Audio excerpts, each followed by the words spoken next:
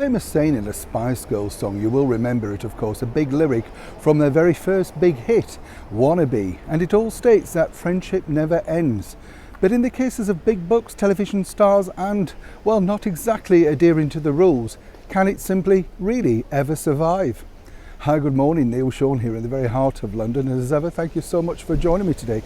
This is a story that seemingly rumbles on and on, all to do with, of course, the royal connections, our wonderful late monarch lying in state, and of course people that seemingly should know better, who are paid millions of pounds every year to make sure that they represent us in the most wholeheartedly way. And of course, when your brand depends on you being, or shall we say, lighter than light, then of course it's big problems when it goes wrong.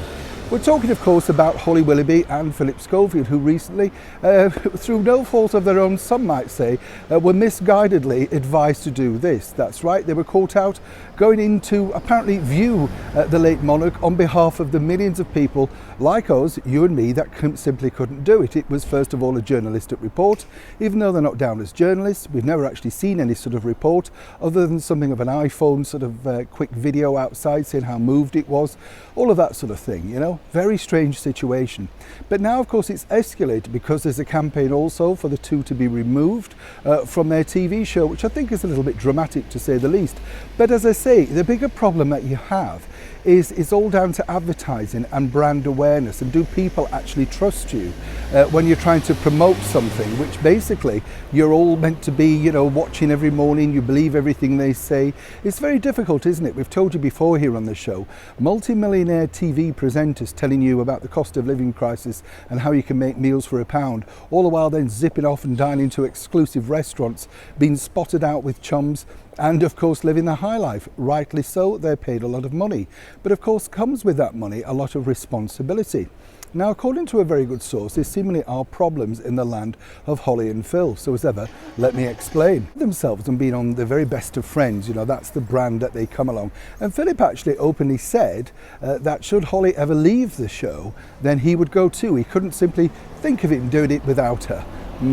Times change, of course, and of course cost of living crisis kicks in, as we all know. Now, Holly earns around about £600,000 a year just from this morning, and then she has her other things like a lifestyle brand, books, other TV series, so she's on a mega lot of money. Philip, over £1 million+ a year just for this morning. That's the sort of money we're talking about, big bucks. But what's interesting here, what I find, is that, of course, now the blame game has kicked in, and one allegedly is citing the other. Holly has already come out and said that she didn't feel that ITV reacted fast enough to sort of counteract all this negative publicity. All of this damage limitation is simply not working. As I say, they put out a video, a very saccharine sweet message, basically saying, you know, they were sorry if it was misrepresented, but no way ever did they cue jump. There's a lot of evidence to the contrary, though, out on social media. That's the thing about social media. There's always somebody somewhere snapping some kind of celebrity. The conclusion to this really is it could be a bigger fallout, not just for Holly and Phil, but more importantly for the brand itself. Now, while ITV are hoping it will simply die off, go away and move forward, seemingly other people are not. And brand advertisers are now going to be watching with a very eagle eye to see exactly how the ratings perform, and if they wish, of course, to be still associated with it, and more importantly, endorse the brands, you know, sponsor segments, all of that sort of stuff. Tough times for Holly and Phil, but even tougher if you are the best of friends, because somewhere, somehow, along the line, one of you is going to blame the other. As I say, Holly and Phil are a formidable pair together.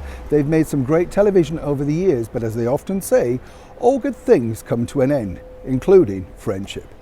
Neil Sean in the very heart of London.